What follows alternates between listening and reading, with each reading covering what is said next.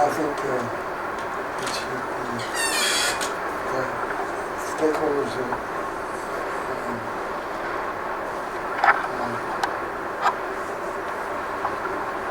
advisory group. That's what when I read that, I don't read the report. Stakeholders that advisory group, not the general city. So I don't know. But anyway, Okay.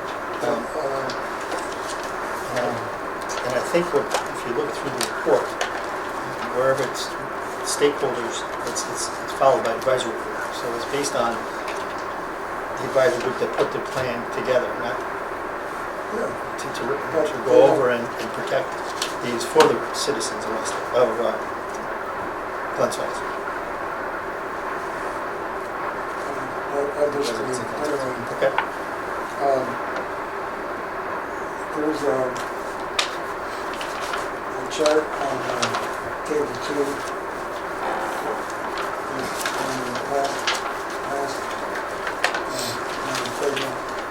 Last on the table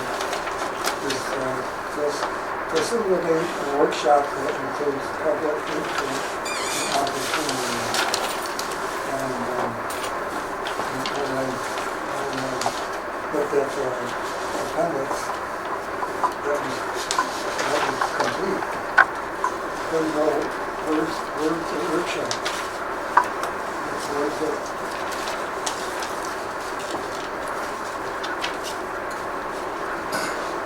public workshop? I don't have it.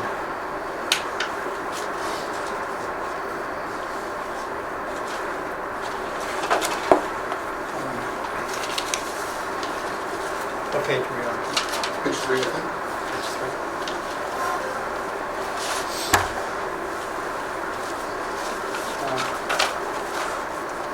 I think you're talking about in between meeting 6 and meeting 7.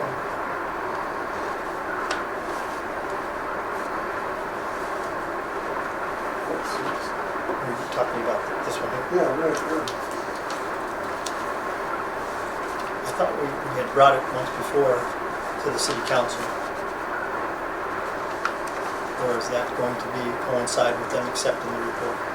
There was a resolution last week that said, to just accept what's been presented so far, but that is not yet complete, and that will be presented as a complete thing as well.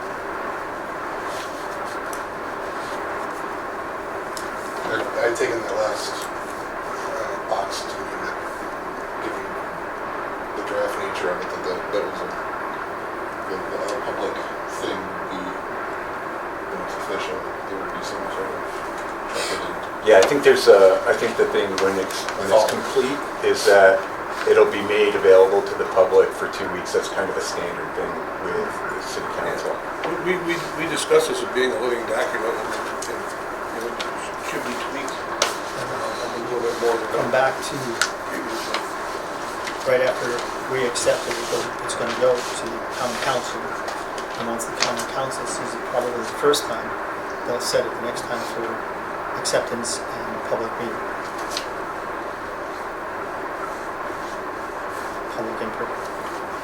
So that's 3 weeks ago, 3 weeks in the future. Public workshop. That's my understanding. Yeah, that's typical for a resolution. Resolution is brought up for public comment, and then a lot of times left open for 2 weeks, depending on something like that. That would give 2 weeks for public comment. Then we would post it on the website and make it available from the clerk's office. Yeah, something. We have to accept it first before we post it.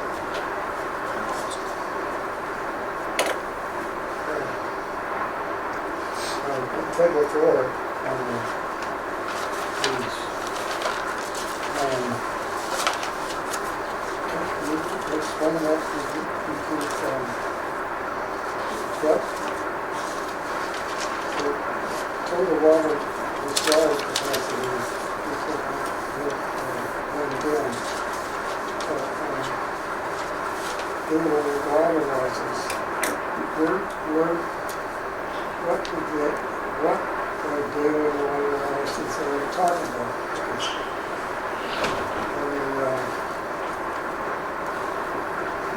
Last report, we had a press report in 2 weeks of meeting. It was 73 million gallons groundwater and 52 million gallons of production water. That's a lot more than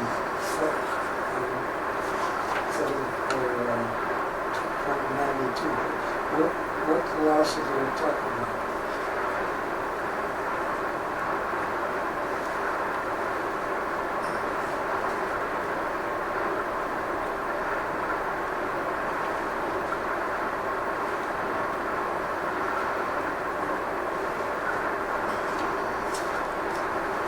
I was looking at the table through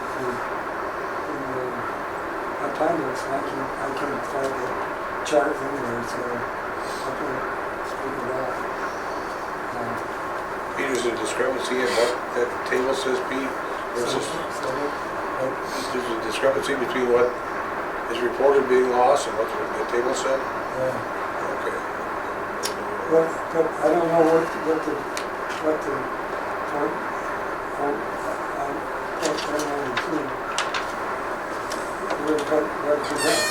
is that daily water losses from the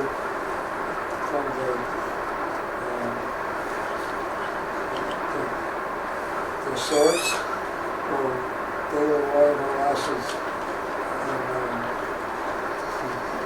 I believe that's from the system. I can't figure it out, so It's 92,000 gallons a day. yeah, On average. it looks at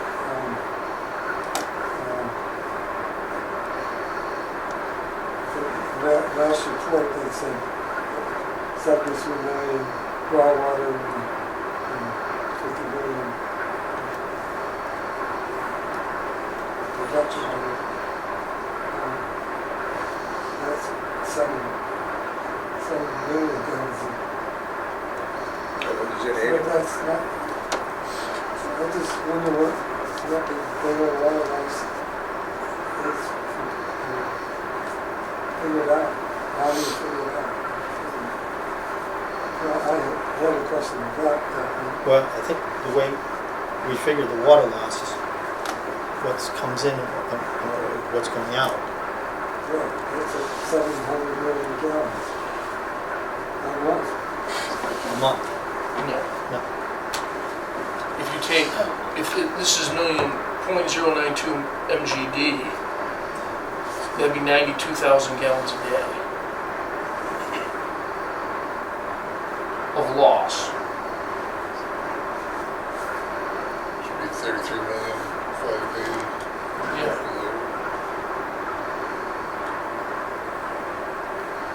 So that's 92,000 gallons lost per day times 365 is 33,580,000 gallons on an annual basis.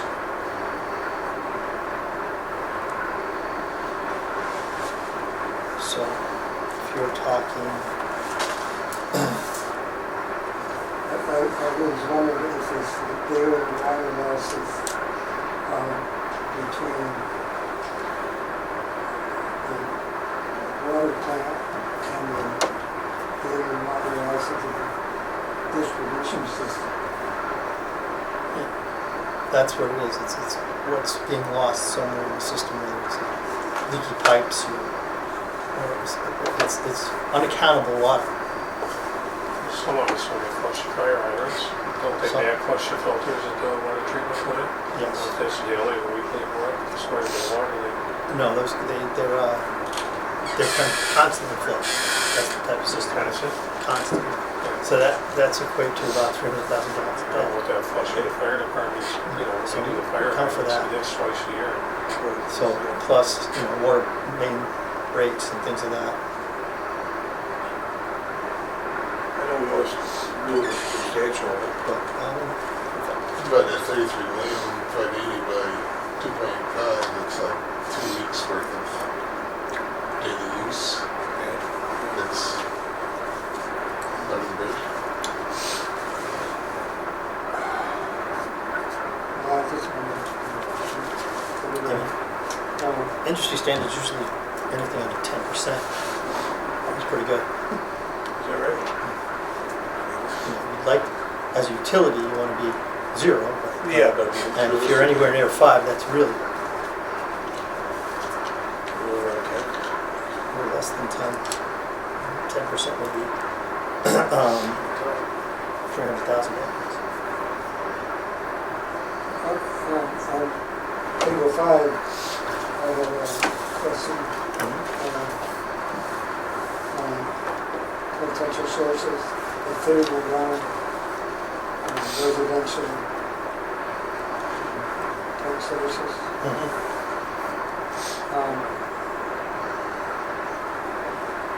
When you say on the relevant information, you say nutrient loading from fertilizers and pesticides are occurring in a halfway brook watershed instead of halfway brook reservoir, because that's the watershed is where the nutrients loading from the pesticides occur. So that should saying within the upper reservoir, you should say nothing but there's washing, I think. Affecting the reservoir. That's what catch.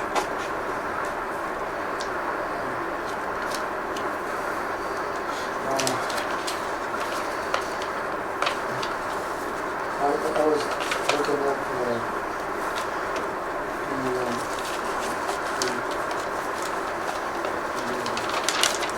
chart for table 6. And, I was looking at the things that I have to do. And a lot of things that you have to do depends on Queensbury. Most of the things that you have to do depend on Queensbury. And you can't get Queensbury to do anything with the town, or the city. So how do you do that? Public education is mostly dependent on Queensbury. Information, the city. There's an issue with Halfway Brook Reservoir, which is what this is the recommendation for, being totally surrounded by Queensbury. So that's just going to be the case for that particular reservoir. I mean, all of our reservoirs are not in Glens Falls, so that's why we need to have stakeholders that are in other communities as well, because they're the ones that will be able to enforce it or to legislate. So that they know the importance. Yeah, but stakeholders is not mentioned in this report. I thought you were just saying that you didn't want stakeholders to be mentioned in the report. I did. You're talking about, they're mentioned in the I'm very spreadsheet. confused by. Yeah, So do you think that Glens Falls can somehow change what's going on in Halfway Brook Reservoir without involving Queensbury? no. So this is what this is capturing in this report.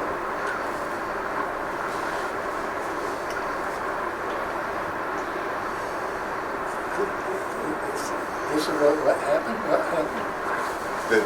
that there are threats Where- to Halfway Brook Reservoir that Queensberry needs to intervene on. Glens Falls needs to get Queensberry on board. based on the to- properties within Queensbury. Yeah, like I was saying, but you can't That's- really do anything. Well, that's what we're hoping from this report and demonstrating to Queensbury how important these watershed areas are, especially the Halfway Brook Reservoir because of the population that encircles it, that all lies within Queensbury, that we can somehow, so that we can somehow go ahead and get Queensbury to adopt, whether it's septic tank relief that's been adopted in other areas, and try and get them, and that's part of the reasons that they were part of the stakeholders, Right. so they realized, what's the importance of this reservoir and how it's important to the citizens of Glens Falls. Yeah. How do you do it? That's where this is the start. Step one That's where is we you go. identify the problem. We've identified, and that's what we've done here with this report, and now we have to see how we can open up those lines of communication in Queensbury and getting some acceptance for this. And part of it was, that Peggy Ann and Potter Road Trail was them to put up the signage and explaining to them, whoever walks there, as long as they read the signs or take the pamphlets, to make sure that they know that this is a And Queensberry wants to do more Ecological things area. with walking trails, so we do have a little bit of leverage. yes. So that they see the importance. And There is actually a trail committee, I can't think of the exact terminology of it. Doesn't need to. Well, we don't have any meetings, We have. We discussed it in the meeting. I think there's been, at least on our end, there's been some turnover. Obviously, I'm new, the mayor's new, Ben's new. So there's 3 new positions right on the board. I think the only one that's has any history here is Woodard. That's, So we're supposed to, start holding more meetings. So we've had 1 or 2 that was, And, I think, maybe Queensbury lost a little interest once everything was completed, but now there's some renewed interest because they want to extend. So I think we'll be probably reinstituting these meetings and moving ahead, and that, as Ben said, gives us a little leverage right now. And also, by having this plan that's, acknowledged by DEC, we would be able to use DEC if we've been unable to get any traction intermunicipal. That's gonna be a next question, if that would really. This is from a grant from DEC, so this is a very important step to make along those lines of being able to have that kind of opportunity to, have a real, engage in a real conversation. And this is, obviously, our drinking water source protection plan, as Labella said, as Chris Ron said, they have roughly about 10 of these that they've done. And there's other companies that have done it throughout the state. And that's part of the grants that were provided by the DEC. so I think we're also discussed bringing other entities into this thing, but Warren County Soil and Water is a great resource. It'd be very helpful. And we were talking about maybe having a steward or 2 who actually patrol the whole trail system. And part of it too is trying to get buy-in and education to the sheriff's office to let them know how important this is. well, I got a suggestion.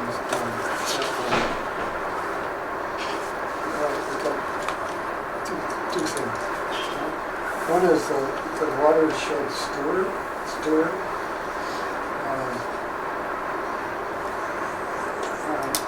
I don't think we can do all the things that listed here because some of them require expert opinions, like the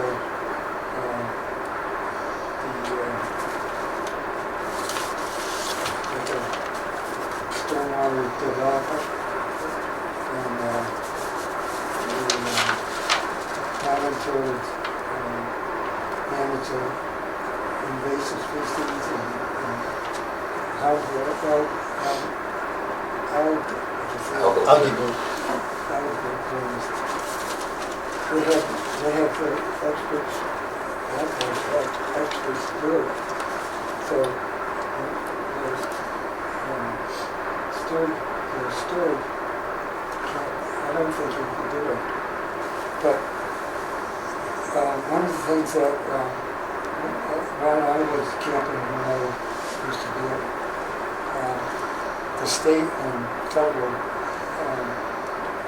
they hire campers to camp out on the grounds, and then they can regulate the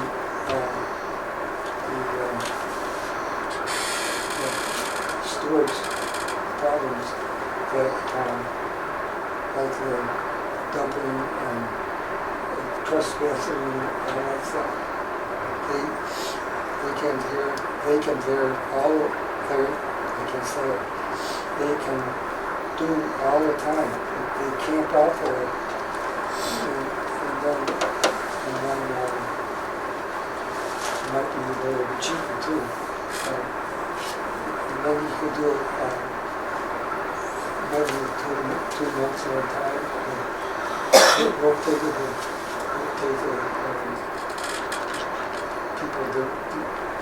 camp there. And then they can do it day and night too. I don't think that watershed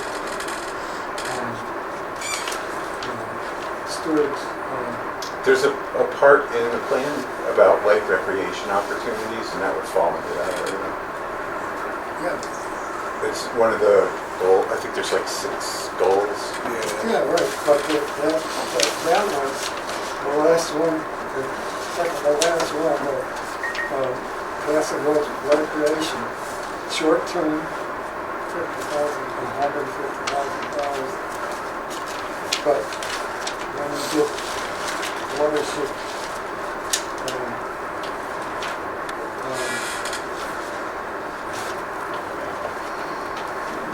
monitor that, this is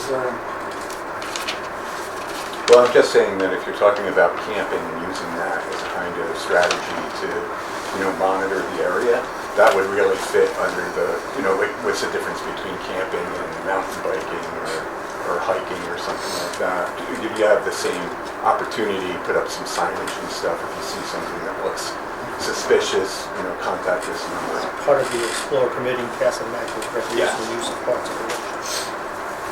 That's what I was trying to do.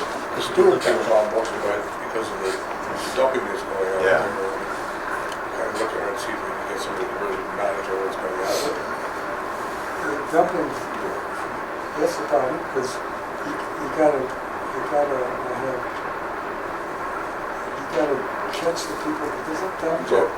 And the city also needs to have a law. Well, I was just thinking of that one. There's also no law against dumping, I guess. There's like some about, it has an estate level, about where it is with regard to roadways, but not, I guess it's a municipal concern otherwise. So you need to definitely, Well, you need to put some council. teeth. Yeah. And it's our property, but again, it's within the jurisdiction of Queensbury, and it falls under the jurisdiction of the sheriff, Warren County Sheriff. Right. So, in order to dump in any of those properties, they have to use Queensbury roads and have to somehow navigate into those areas using. Well, I was thinking Town that system. the watershed sewer is camping out, is day and night all the time. When you're if you have watershed sewers, how do you have the work? Day or night or charge if you have camping, one camp, you have one camp, you don't have a lot of camp. You have one camp is in charge of the stores, water source stores.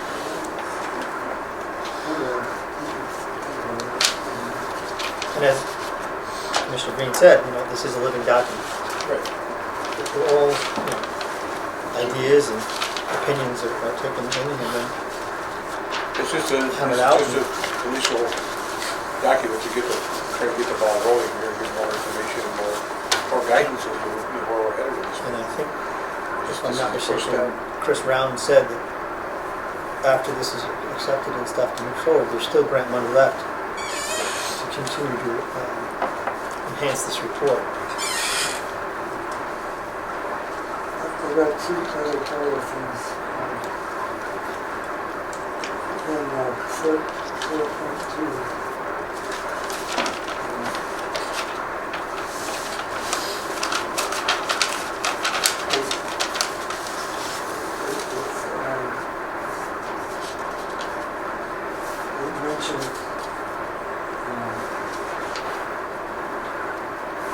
It mentioned plan implementation team.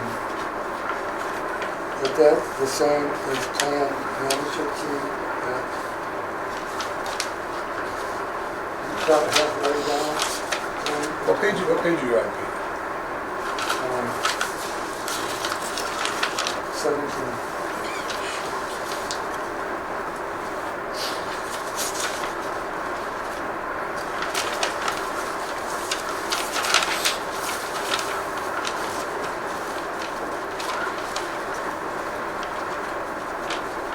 Project leader and partners for consideration by the plan implementation team. That's the same as the plan management team? I don't think it has to be. I don't think there was any. I'd say this is a living document, we can certainly do, can make changes to it, if we can. I think what they're speaking to is implementation of the timeline, and I think it goes back to looking at not only that our stakeholders who are creating this plan, but also the other committee that's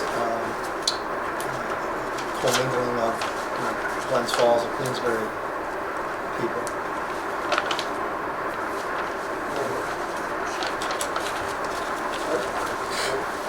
Just wondered if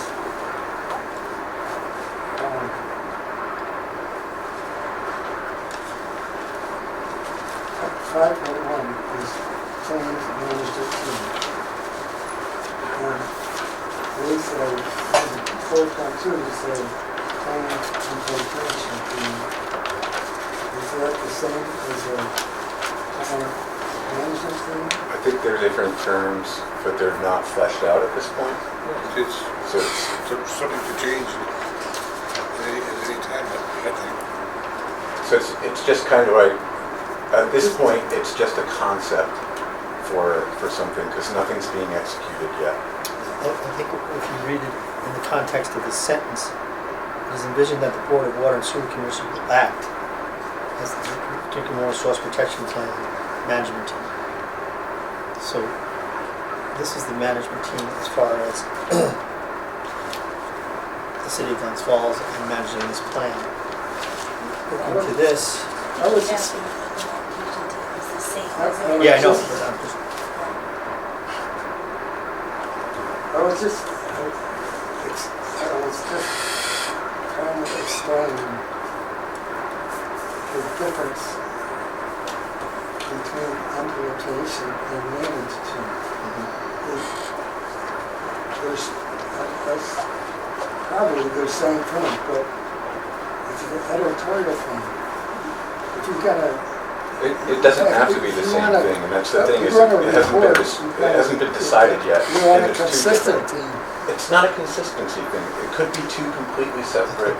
Oh, okay, Groups. okay, good. I think what we're looking at here is whatever the management team that we're talking about in 5 is the water and sewer Yeah, So whatever we decide will go to the other board for implementation. yeah. I understand that. So you have an I would editorial just- I would just question say- about that? I don't. Okay, we can certainly talk to Chris Round whether what his intentions were, but the way I read it is they're two different things. What do you think they're saying? I think they are. Whereas the plan management team is this board. That doesn't necessarily mean that's going to be who implements the plan once the board puts the plan in place. There's another team that what was not defined. Okay, I got one editorial thing.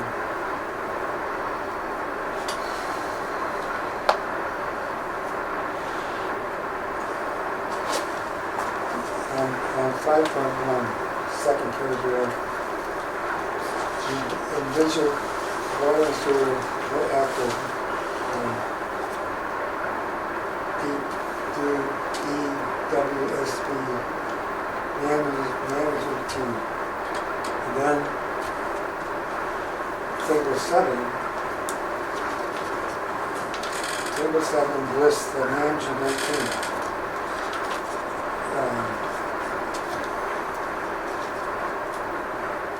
Lee Brothers, and Peter Carty, and Chris Reed.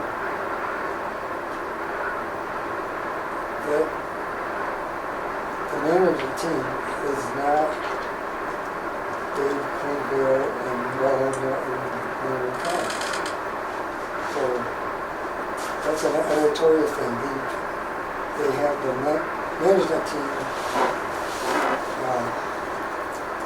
listed with more than the Board of Water and Sewer Commissioners. You can cross off and Mayor, David Queenville and Roland Martin. That's The mayor is a member of the board, Yeah. so you can't cross him off. He's a member of the board. I think if It's you look at- it's a five-person board. Yeah. The mayor's a member of the board. He's the chairman. And whether you call me or a member of the board or just by my role as the attorney, Is it- I'd be advising you guys with questions anyway, but that's fair. He would be doing the legal, and I would be doing the that's an environmental. How do you know what the plan management team is? You have a very, Just says this is a right there. special subcommittee. yeah, it says this is the plan management team. It doesn't say that, you know what I mean? It doesn't say that it only encompasses the commissioners. Yes, it does. But it doesn't There's another actually say that. section that says it's the board. Yeah, that's,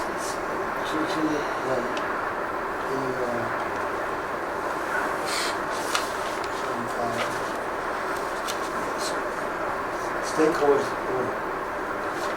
That's what stakeholders board is different from this one. It says actually in here, the city's water superintendent, who you're trying to take off of this, and steering committee,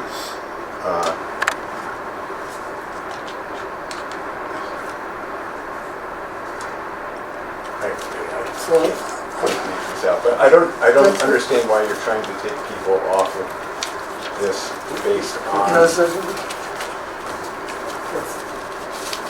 Because Water and Sewer Commission will act as a It doesn't say it exclusively though. what? It doesn't say exclusively, that it's just the water commission. Yes, it does. I don't see that language, that exclusive language. Oh, yeah. What it says, the city's water superintendent and representatives of the board were designated representatives to the project steering committee and participated in the development of the drinking source water plan. The board has a broad and deep understanding and knowledge of the city operations as well as access to funding, implementation activities. Board of Water and Sewer Commissioners are well positioned to function as the plan management team, and then states out the plan management team. I don't see where you're seeing that it's exclusively just water commissioners. Management team It says it's envisioned. I mean, you know, obviously I don't have a vote on this board. So, Neither do I. you know, to the extent that there's anything voted on, as a matter of law, Bill and I don't get a vote. But the top five would. But I just wanna, It's an editing point. That's I what you just wanted to say, I actually don't think that they're saying that the plan management team is the same as the water commissioners. There's nothing in it that's indicating it to me. It's saying here's a group of 7 people that they're recommending, and this is what their functions would be. yeah, Because of their roles in these particular spots. So I don't see anything that needs to be edited. Personally, I mean, we can make the recommendation to Chris. It's his. I believe it's the same thing, because if you look at the plan management encompasses the water and sewer board. And I think the reason we're listed are just for professional expertise. Yeah, exactly.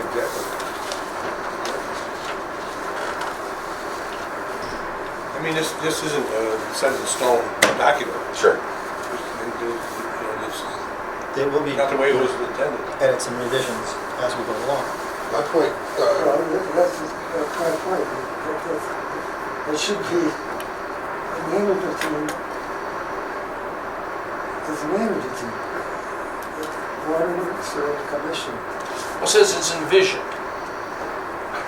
I mean, so to Ben's point, maybe common council members will be on that board too. I mean, I read that to mean it's envisioned that it will include the water sewer board, but envision to me is a word a lot like may. It doesn't say it shall. I mean, I get your point, Peter. I totally do. It could be clarified, but I mean, I don't think anybody knows what this advisory board is going to be at. Certainly you guys. We're just Maybe trying to somebody get else. things Get in the a ball row, rolling. get our ducks in a row a little bit here. We had an opportunity to do it, we had a grant, and we had some expertise here. And he's trying to get the ducks in a row to start herding them down the road. That's the better. I would just, Well, I've got all your comments, and I'll make note of them. And as we said, again, it's a living document. Nothing in this report is set in stone that can't be enhanced. It's a good report. It outlines everything that we needed to outline, and it's a stepping stone to move forward. It's just getting us started, hopefully that's the right direction. yeah, my point of interest inquiry, something to say out loud in reading where we landed with Pete there, the plan management team, so I think this is the place where it says it talks about evaluating the plan, did we do it, what to do next year, or keep things on track, and it reminds me of when the state came down with all of the teacher reporting or evaluation for principals, and it added 40% to their job, and like they couldn't really be around the kids anymore. They had to just be evaluating teachers 24/7 and dealing with discipline issues. It kind of got rid of another part of it, and this sort of whiffs of that a little bit. And I was thinking even stronger would that maybe talk about the steward, the ranger, and I only wanted to say it in the fact that like if this goes to the council, where it goes to other people or if it's talked about more, developed more, things like that seem like having a person is even more of a necessity is too much of a word. More indicated, more strongly indicated. Because with the culture of this now, we read a lot of reports and we receive information and think and make decisions and weigh in, but I feel this puts more work on your desk and Don's desk, you know, like, which is not like you don't have enough to do already. Somebody's got to be around to help it exist and be. I think I don't know. I didn't. You know, you guys are in the trench and you know what it takes, but I just thought that whoever sees this next year, wherever it's next going, that steward, if that's the term being used, that seems more and more given to, in my perception currently, in order for things like that to happen well, effectively, not just, yeah, we'll evaluate, and a year later it's like, yeah, sure, you know, and it actually doing what it's supposed to do. But I don't know if all that sounds like I've read it right and perceived it properly, but that's what it hit me, that ending part. I think there was a strong feeling that the biggest threat to the water system is because we have kind of like dumping things going on, and we have the sheriff's department not responding to those kinds of things, those kinds of issues.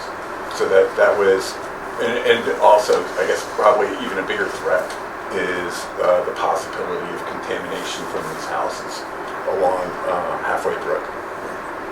So those were two things, and those are two things that we need to work with other communities to develop better, you know, safeguards, but we also need to have some kind of system, so like the steward who would be tasked with making sure that this is being, you know, held, and then at that point we could look at opening up sections that are safer for some kinds of recreation.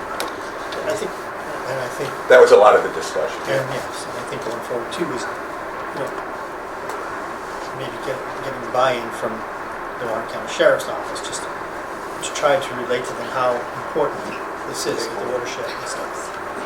And it becomes it becomes easier to make that argument when we have more policies out and this is what our procedures are. We don't really have the money to enforce this, but we have a sheriff's department that we're paying $1 million a year. Like you With said, one of it's the the mayors. law. Yeah, We have a law to. and that's where we have to. The sheriff's department. Yeah, It the has started at council's one gotta first, be- yeah, exactly. Before it could be illegal, it has to be illegal. Has to be defined. I don't know what I was expecting to read in this report, but that was one of the big takeaways, and I mean, it seemed silly to say it out loud after ingesting it, but it seemed like a way to start having points, and there's that thing that you violated, or this thing that you can do, or that we just, everything is always just, Yeah. depending on who's enforcing it, who's in office at the time, Yeah. who's on the police, you know, it just, preferences and tastes have been the leader rather than a firm point of this is acceptable, not acceptable, whatever that point says. In this, I don't know, it just seemed to point to a lot of those kinds of things and start establishing that, and it's good, and I just kind of didn't expect that. I don't know why I expected that. I thought that was kind of an overall nice direction. It's the first step, kind of step off. Yes, the document is about, you know, controlling our water supplies, you know, like making it safer, making it so that we have a comprehensive plan. And while incorporating maybe some light recreational uses on it, at the same time, right?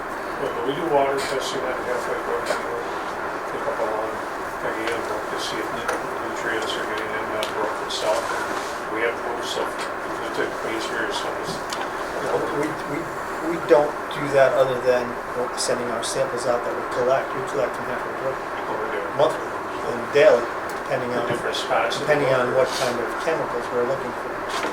Obviously, when we're looking for some analytical components that would be in the fertilizer, the phosphates and the nitrogens, that gets sent out at least monthly to the network. Are we finding that in the brook? I'd have to go back and look to see what level it is. You know, some of that occurs naturally. Yeah, it would help to go back to these other communities and say, here's our test results, you know, we're I think what we'd see, you'd see the swings based on the seasons. You know, obviously, just in the spring and probably the fall, you'd probably see higher numbers as people are fertilizing their lawns, spraying for insects and things of that nature. Because again, it goes back to in my narrow mind, the dumpings are a major problem. Somebody walking on that property is, Yeah. and I'm not condoning it Yeah. by any shot. The major problem we have is the dumping. That's why we talk maybe having a steward, or maybe you could even incorporate some clubs that might want to be involved in this. Maybe somebody who has some environmental aspirations down the road that want to get involved in this thing. I think education is A going to good be idea, like somebody, school groups, Right. coordinating a point person, Yeah, a point person, Like ranger kind of thing. maybe handing out literature, or maybe talking to some groups. And Chris Reed said, geez, I wouldn't mind getting in some conservation. Maybe pique an interest in somebody. And part of the issue is there is anybody that's gonna be out there doing enforcement, you've gotta have the right people. You can't be putting lay civilians in a Well, we situation talked where about that. they're confronting people dumping garbage or hunters or things like that. So, you know, one of the things that we've discussed in the past is whether it's the steward or somebody else, you know, do you get them credentialed to the point where they're at least somebody that has authority to hand out tickets and things like that. They don't have to be a full peace officer, but there are other levels that people can attain. You know, yeah, pardon me, people like Village of Lake George uses it. You know, college kids do it. So, I mean, there's a lot that has to go into it. You know, and a lot of it is, you know, has been pointed out, you gotta get Queensbury on board to look at the laws. You know, a lot of times nowadays when we do developments, when there's wetland areas, you have buffer zones, defined buffer zone. So your initial buffer zone, you can't use X, Y, or Z chemicals in. And then you have a lighter buffer zone that's maybe closer to the house that you can get away with using certain things. So those are all generally established. Unfortunately here, you know, the city's owned these properties forever, and the town of Queensbury has evolved and nothing's really changed. And over the last couple of years, the last 20 years, let's say, this has come to light, especially with fertilizers becoming more readily used and available in households. And also the cost of disposing of household waste going through the roof. I mean, you know, it's 5 cents a pound to get rid of a refrigerator. It's easier just to dump it off the side of the road. And we're not alone. I mean, Oh, yeah. There's dumping out here at the end of Sanford Street that's been going on forever. I'm sure there's a lot of spots that I'm not privy to, but Peter, you haven't done? All right. As we talked about the resolution, for approval of the drinking water source protection plan, moving forward to the common council. We'll have a so moved. Second. Any more discussion? All in favor? yes, yes. Thank you. It was good discussion. Discussion. Gravity belt thickener is just about complete. We're looking to start it up on Thursday, put it through its tests.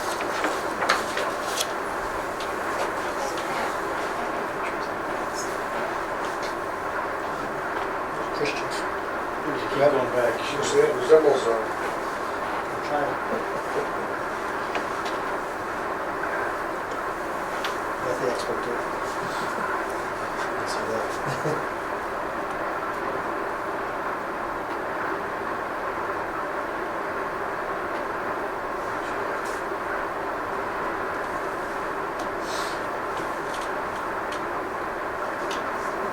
Okay. From the last time you can see this. A lot more piping in place. That was so that pump pad, so you can see the pumps in place now. You can see all that piping, all the valves are put in place.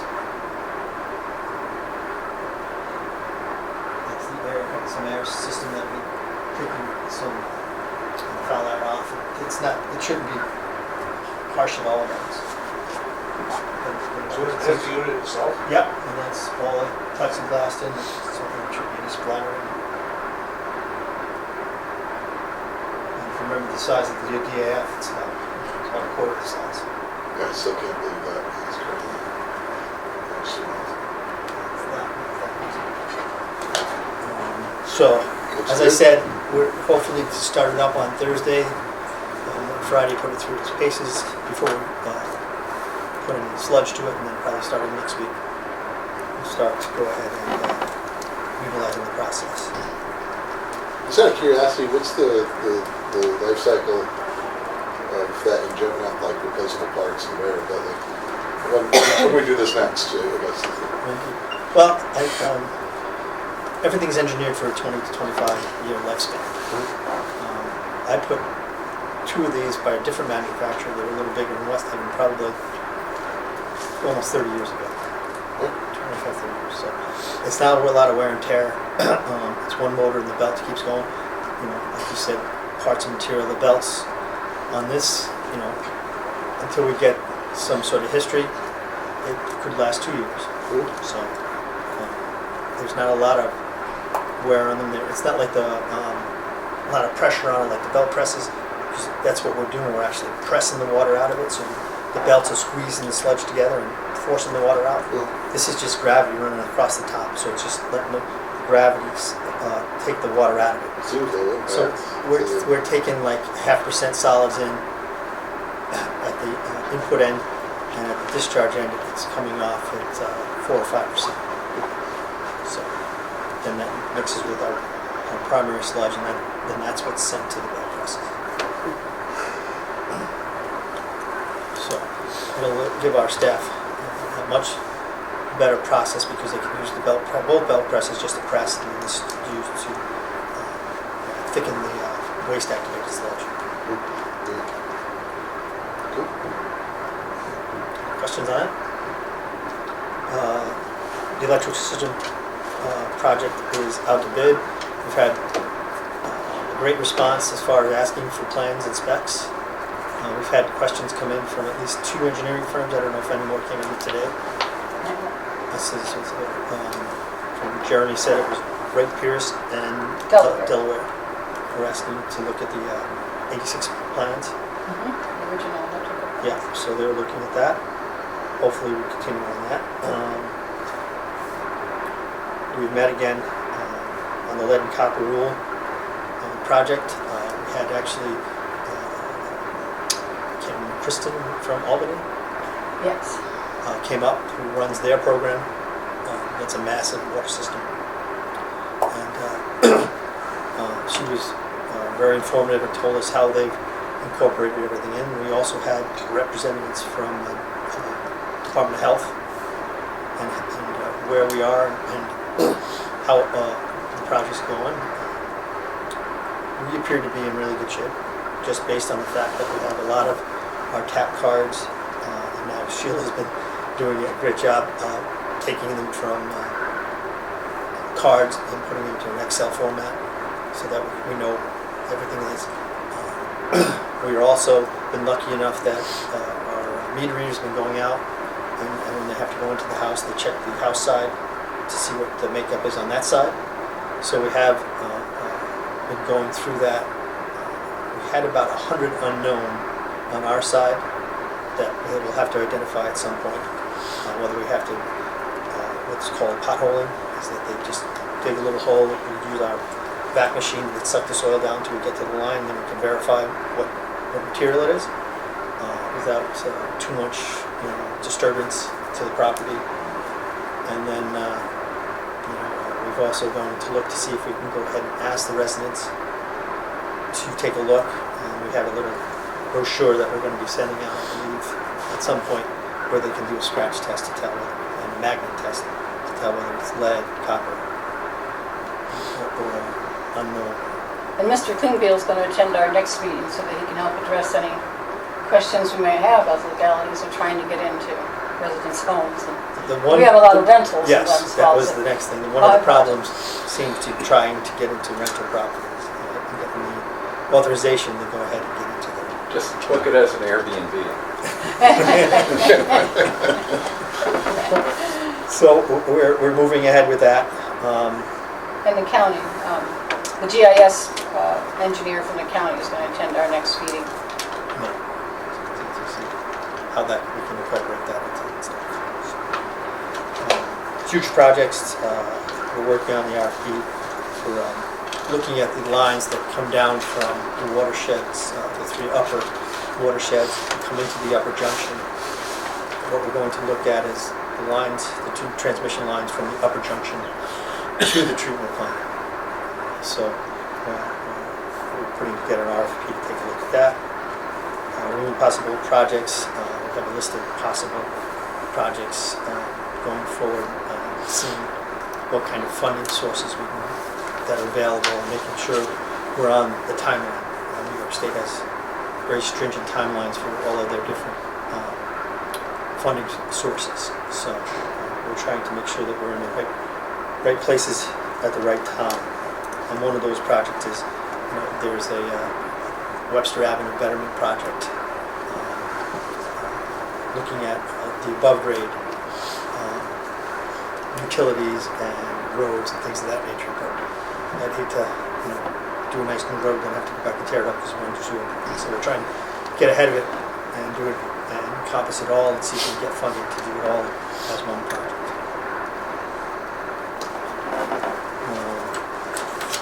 Chris, did you have to change this to get to the logging? Yeah, you should just go back now.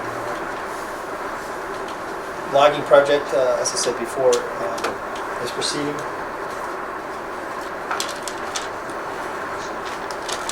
Video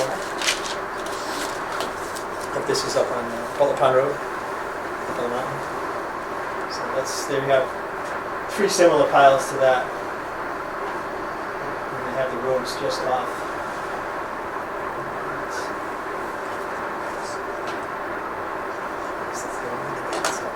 So that's going along. I've spoken to Mr. Gilman from F&W, and he said it's proceeding very nicely. So I think the loggers doing the best they can. I think the people that are accepting the loggers would like to move quicker, but it is moving along.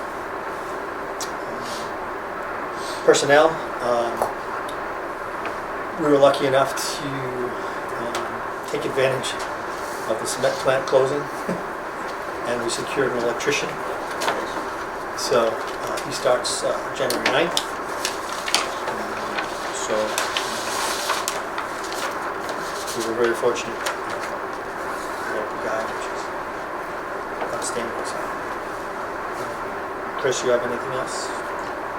Okay. I have nothing for executive session, unless anybody else. The next proposed meetings, our workshop, again, will be on Tuesday, January 17th. And then we'll go back to our regular Monday meetings on February 6th. It's the January of Tuesdays. It's the January of Tuesdays. With that, I'll hold into the motion. Second? All in favor? Aye. All right, thank you. Thank you.